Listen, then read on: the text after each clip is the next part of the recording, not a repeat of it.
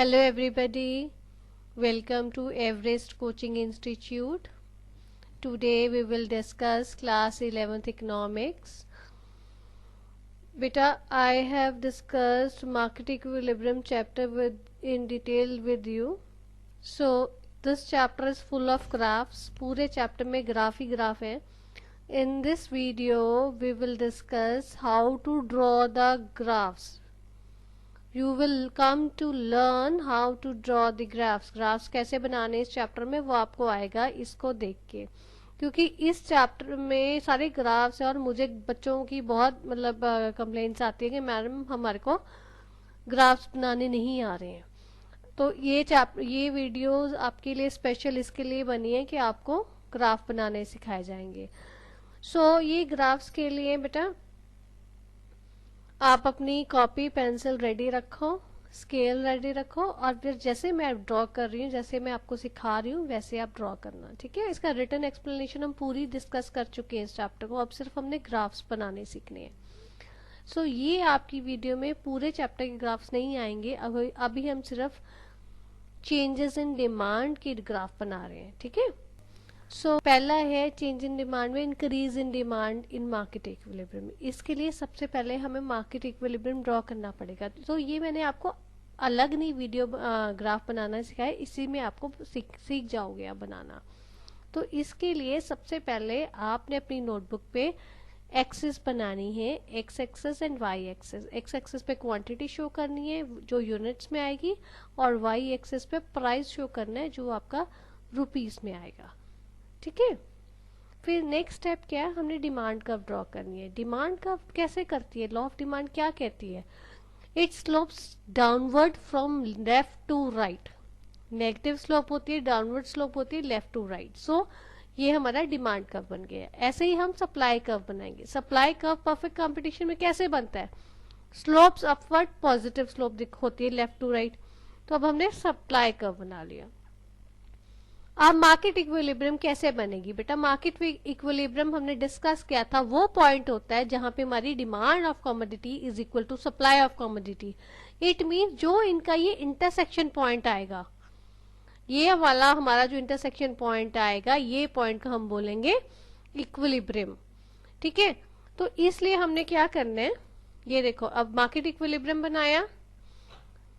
ये this is our equilibrium, market equilibrium point. इसको आप प्राइस से ज्वाइन करोगे और क्वांटिटी से ज्वाइन करोगे तो आपके आप मार्केट इक्विलिब्रियम प्राइस आ जाएगा ओपी, और मार्केट इक्विलिब्रियम क्वांटिटी आ जाएगी ओक्यू, ठीक है। ये आपको बेसिक डायग्राम ड्रॉ करना आ गया कि हमारा ये कैसे बनता है।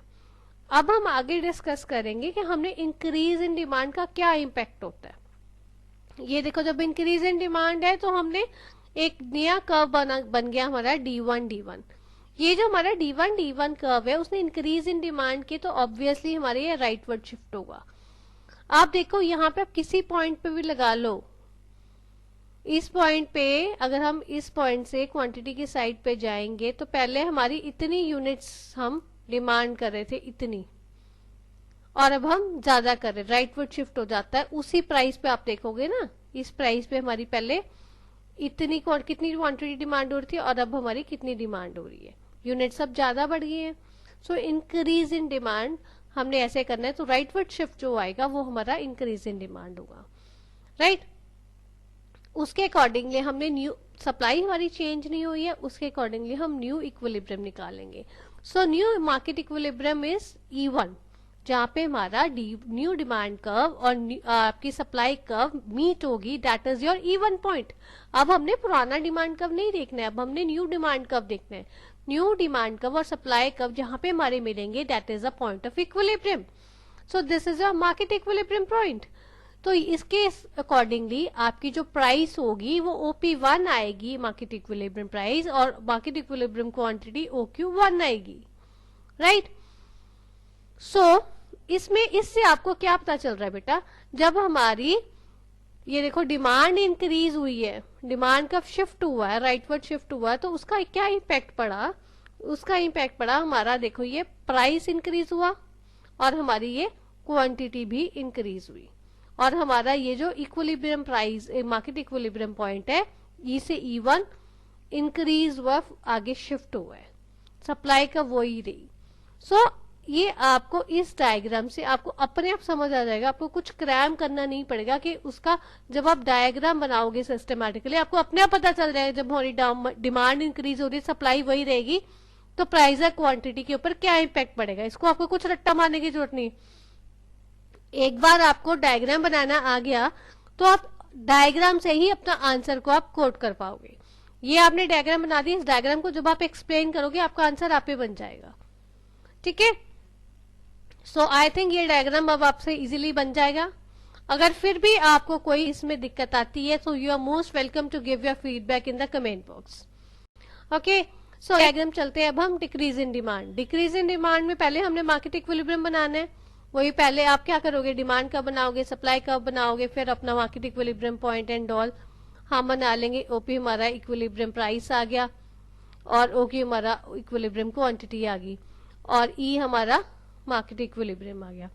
अब वो कहता है डिक्रीज इन डिमांड, जब हमारी डिक्रीज होगी डिमांड की तो वो लेफ्टवर्ड शिफ्ट हो जाएगा डिमांड कर्व। ये देखो, ये हमारा डिमांड कर्व डी से अंदर को चला गया D1 तो इसका क्या इम्पैक्ट बना, यहां से अब आप देखो, आप खुद इम्पैक्ट बनाने से पहले आप खुद देख लो, डिमांड कब हमारा ये है, सप्लाई कब हमारा ये है, तो न्यू इक्विलिब्रियम कौन सा आएगा पॉइंट, ये वाला पॉइंट होएगा, ये इक्विलिब्रियम पॉइंट होएगा। तो अकॉर्डिंगली हमारे इसमें प्राइस, मार्केट इक्विलिब्रियम प्राइस और मार्केट इक्विलिब्रियम क्वांटिटी हमारी चेंज हो जाएगी। ये देखो, जब हमारा प्राइस नीचे आ गया तो अकॉर्डिंगली हमारा इक्विलिब्रियम प्राइस जो था ओपी से OP1 श्रिंक हो गया और क्वांटिटी OQ से OQ1 श्रिंक हो गई।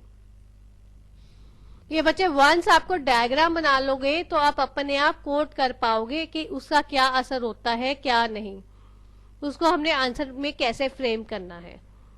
आई होप आपको ये दोनों चीजें समझ आ गई होंगी, इंक्रीज और decrease in demand in market equilibrium. ये नॉर्मल केस था जब हमारी सप्लाई है परफेक्ट कंपटीशन में। ठीक है, अब तो आपको मैं 4 केसेस और बता रही हूँ। सबसे पहले वो है जब हमारी सप्लाई परफेक्टली इलास्टिक होती है और दूसरा हमारी सप्लाई परफेक्टली इन इलास्टिक होती है। तो जब हमारी सप्लाई परफेक्टली इलास्टिक होगी, in that case your supply curve will be different, it will not have a positive slope from left to right, direct relationship between price and quantity will not be there, इसमें हमारा अलग हमारी curve बनेगी। तो वो curve देखनी है हमने जो परफेक्टली इलास्टिक होगी। तो पहले हमने डिमांड कर्व ड्रॉ करो, डिमांड का वो ये परफेक्टली इलास्टिक में सप्लाई का आप रिकॉल करो, आपको मैंने इलास्टिसिटी ऑफ सप्लाई में डायग्राम बनाया था कि परफेक्टली इलास्टिक केस में आपकी सप्लाई कर्व कैसे आती है, it is parallel to your quantity. It means same price पे आप कितनी भी amount of units of quantity you are ready to sell, इसमें आप 10 यूनिट्स 20 यूनिट्स 50 यूनिट्स 100 यूनिट्स कितने भी यूनिट सेल करोगे सेम प्राइस पे। तो हमने मार्केट इक्विलिब्रियम निकाल लिया, हमारा सप्लाई कर्व बन गया। अब हम मार्केट इक्विलिब्रियम निकाल लेंगे। मार्केट इक्विलिब्रियम हमारा जो आ जाएगा, ये देखो हम आया हमारा ई इज, जहां पे हमारा सप्लाई और डिमांड का मीट कर रहे हैं वो ये पॉइंट है, E is a market equilibrium. तो इस अकॉर्डिंगली हमारा OP is your equilibrium price and OQ is your equilibrium quantity and E is a point market equilibrium point where demand and supply का मीट। अब इस case में वो कह रहा है इंक्रीज इन डिमांड, इंक्रीज होगी तो राइटवर्ड शिफ्ट होएगा, न्यू डिमांड कब बनेगा, न्यू डिमांड कब हमने बनाया, देखो कैसे बनेगा हमारा, राइटवर्ड शिफ्ट हो गया। अब इस केस में आप देखो when your new demand curves forms, when you make your new demand curve, आपने इंक्रीज इन डिमांड शो की, नया डिमांड कर्व क्या है, इसमें हमारी सप्लाई चेंज नहीं हुई है। इस केस में जो इम्पैक्ट होगा देखा, अगर आप डायग्राम को केयरफुली ग्राफ को ऑब्जर्व करो, प्राइस में आपको लग रहा है कोई चेंज आएगा, कोई नहीं आएगा। जो हमारा इक्विलिब्रियम यहां से था पॉइंट था, अब वो यहां पे आ जाएगा, ये आएगा ना, तो यहां पे जब हमारा पॉइंट आएगा तो प्राइस तो कोई चेंज ही नहीं हुआ, चेंज किस में आ रही है, क्वांटिटी में।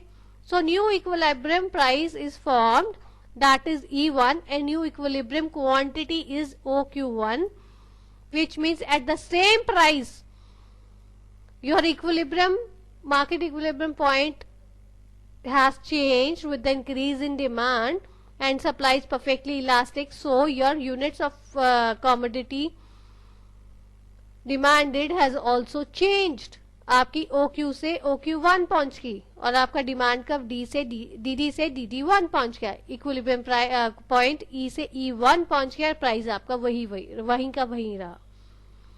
ठीक है, आई थिंक सो आपको ये समझ आ गया होगा। ये देखो सिर्फ हमारी क्वांटिटी में चेंज आ रहा है और किसी चीज में चेंज नहीं आ रहा है। नाउ कम्स, अभी हमने इंक्रीज इन डिमांड किया when supply is perfectly elastic. अब हम बात करेंगे decrease in demand when supply is perfectly elastic. In the same case आप पहले मार्केट इक्विलिब्रियम निकाल लोगे, यहां तक आपने कर लिया, सेम वैसे ही था। आप क्या डिक्रीज इन डिमांड में क्या करोगे, न्यू डिमांड का विल बी फॉर्म्ड, जो न्यू डिमांड का आप बनाओगे वो लेफ्टवर्ड शिफ्ट होगा, डिक्रीज है, कम हुई है, अंदर को जाएगा। ये देखो पहले हमारा ओरिजिनल ये था, अब हमारी डिमांड कम होगी तो हमारा ये हो गया। इस केस में आप क्या देखो, जहां पे अब आपका डिमांड और सप्लाई मीट कर रहा है तो इक्विलिब्रियम पॉइंट आपका E से अब E1 अंदर को श्रिंक हो गया। इस केस में प्राइस आपका चेंज नहीं हुआ है, बट आपकी क्वांटिटी यूनिट्स जरूर आपके चेंज हुए हैं। ये देखो, ठीक है ना, प्राइस हमारा चेंज नहीं हुआ, with the decrease in demand your units demanded has changed, but your price has not changed, being the supply is perfectly elastic, जितना मर्जी आप सेल कर सकते हो गिवन प्राइस पे। ठीक है, ये केस था जब when your supply is perfectly elastic. Now comes when your supply is perfectly inelastic. अब जब inelastic होगी उस केस में भी इंक्रीज और डिक्रीज इन डिमांड होगा, तो इस केस में हमारा सिर्फ सप्लाई कर्व थोड़ा डिफरेंट बनेगा, बाकी हमारी कोई चेंज नहीं आएगी। पहले आप डिमांड का बनाओ, फिर सप्लाई का बनाओ। पहले हमारा पैरेलल टू क्वांटिटी था, अब पैरेलल टू प्राइस है। इट मींस कि आप जो है आपकी मतलब लेट इट बी कि अगर हम एज्यूम कर लेते हैं 10 यूनिट्स और 100 units, what ever unit, 100 units हम एज्यूम करते हैं कि हम उतने सेल कर रहे हैं, उतना ही हम बेचेंगे, तो उतना ही आपका जो डिमांड कम होगी या ज्यादा होगी उसके अकॉर्डिंगली आपका प्राइस में चेंज आएगा, क्वांटिटी आपकी नहीं चेंज होगी। Perfectly in elastic supply curve का आपने यही कर्व बनाया था ना, रिकॉल करो अपना चैप्टर। सो इसके अकॉर्डिंगली हमारी मार्केट इक्विलिब्रियम आप निकालोगे, ई point, equilibrium price OP, equilibrium quantity OQ, ये आ गया। अब हमारा वो बोल रहा है डिक्रीज इन डिमांड है, decrease in demand means leftward shift, sorry increase in demand है, मैंने डिक्रीज बोला आपको, इंक्रीज इन डिमांड है तो राइटवर्ड शिफ्ट आएगा। राइटवर्ड शिफ्ट हुआ तो मीन्स आपकी क्वांटिटी उतनी की उतनी है। इस डायग्राम को आप देखो, न्यू इक्विलिब्रियम पॉइंट E से E1 पे शिफ्ट हो जाएगा, आपका प्राइस बढ़ेगा, क्वांटिटी उतनी की उतनी है। इस चीज से आपको ये समझ आता है जब सप्लाई परफेक्टली इलास्टिक है उस केस में हमारी क्वांटिटी के ऊपर फर्क पड़ता है, और जब सप्लाई हमारी परफेक्टली इन इलास्टिक है तो हमारा प्राइस के ऊपर फर्क पड़ रहा है। ठीक है, ये देखो डिमांड का मूव हुई DD से D1, और ये आपका राइटवर्ड शिफ्ट हुआ, न्यू इक्विलिब्रियम प्राइस पॉइंट बना, मार्केट इक्विलिब्रियम E1 पे आया, प्राइस आपका चेंज हुआ, OP से OP1 हो गया, सप्लाई आपकी OQ की OQ यूनिट्स ही है। ठीक है, so this is about when there is increase in demand. अब है जब हमारी डिक्रीज इन डिमांड केस में, डिक्रीज इन डिमांड के केस में भी आपने सेम ऐसे ही करना है। डिक्रीज इन डिमांड में हमारी जब सप्लाई परफेक्टली इन इलास्टिक है तो आपने पहले डिमांड का मार्केट इक्विलिब्रियम निकाल लो, डिमांड का सप्लाई का मार्केट इक्विलिब्रियम आ गया, सेम अभी तक जैसे आपने बनाया है। डिक्रीज इन डिमांड में सिर्फ इतना ध्यान रखना है, वो लेफ्टवर्ड डिमांड का आपका शिफ्ट हो जाएगा। ये देखो, ये हमारा डिमांड का DD से अब ये इधर अंदर को श्रिंक हो गया, डिमांड हमारी कम हो गई है। इस केस में क्या होगा हमारा, अब आप इसका आपने पुराने डिमांड कर्व को अब आपने भूल जाना है, न्यू डिमांड कर्व को देखो आपका कहाँ सप्लाई के साथ मीट कर रहा है, ये पॉइंट पे। So new equilibrium price will be this. इसके अकॉर्डिंगली अब हमारी प्राइस रिड्यूस हुई है, डिक्लाइन हुई है। ये देखो क्वांटिटी के ऊपर कोई चेंज नहीं हुआ, सिर्फ हमारी प्राइस रिड्यूस हुई है। राइट, सो अब मेरे ख्याल से आपको इसके डायग्राम्स चेंज इन डिमांड के आपको समझ आ गए होंगे। अगर आपको फिर भी अगर कुछ नहीं समझ आता है तो आप अपनी फीडबैक कमेंट बॉक्स में दे सकते हो। And thanks for watching.